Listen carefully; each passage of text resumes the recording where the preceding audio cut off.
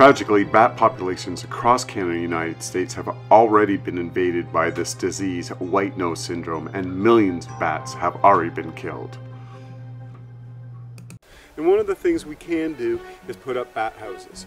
Now, the cottage that we worked at earlier where we caught the little brown bat, they don't want to lose the bat, but they would rather them not living in the attic and making a mess and depositing more of their guano. So we've advised them on how to seal up the building to stop the bats from going inside.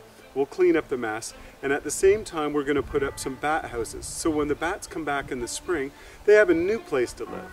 So the first thing we have to do is get a bat house. Now they don't have to be fancy ones like the ones I've created here, but you want a design that's going to get really nice and hot. We're in an attic in a 100-year-old cottage north of Sudbury, Ontario. And it's extremely exciting because after we popped the hatch into the attic, we found over 500 little brown bats. This is a little brown bat. So that you can have a closer look at these mysterious and helpful creatures of the night, we're going to catch a big brown bat hiding in the attic rafters in an old farmhouse outside of Toronto, Ontario, and we're going to do our very best not to get bit.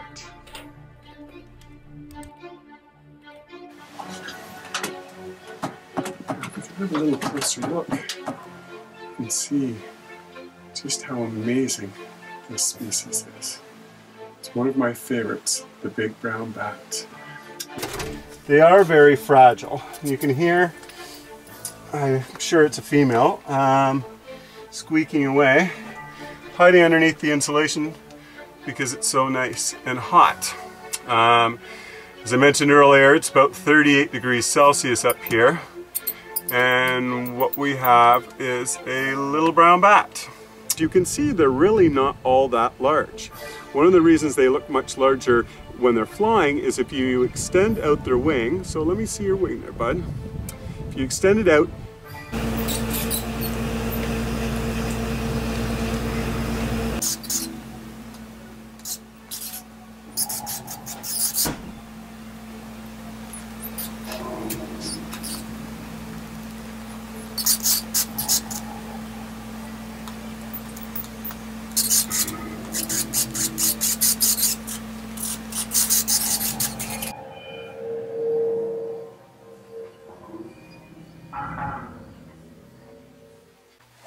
Bill Bat Boy here. It's 1 o'clock in the morning and we're outside the cottage that once had over 500 bats living in the cottage.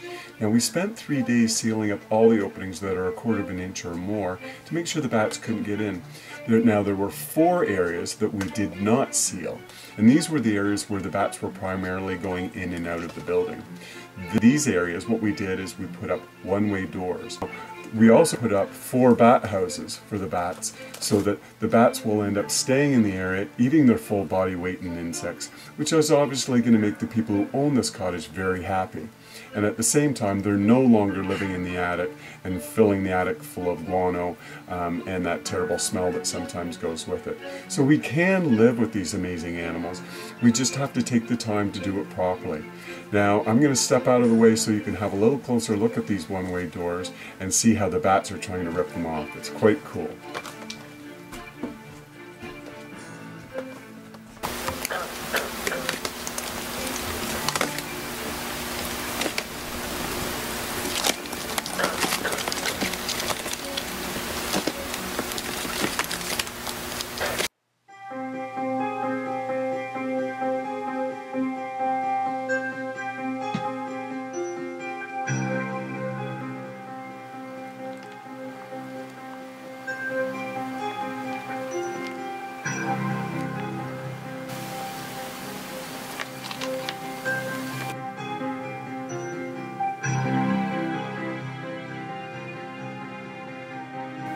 Now, there are smaller piles found throughout the attic, and we want to be very careful not to disturb the bat guano because sometimes there's a fungus that grows on bat and bird droppings, and it can cause the disease histoplasmosis, and that can be very hazardous to people's health.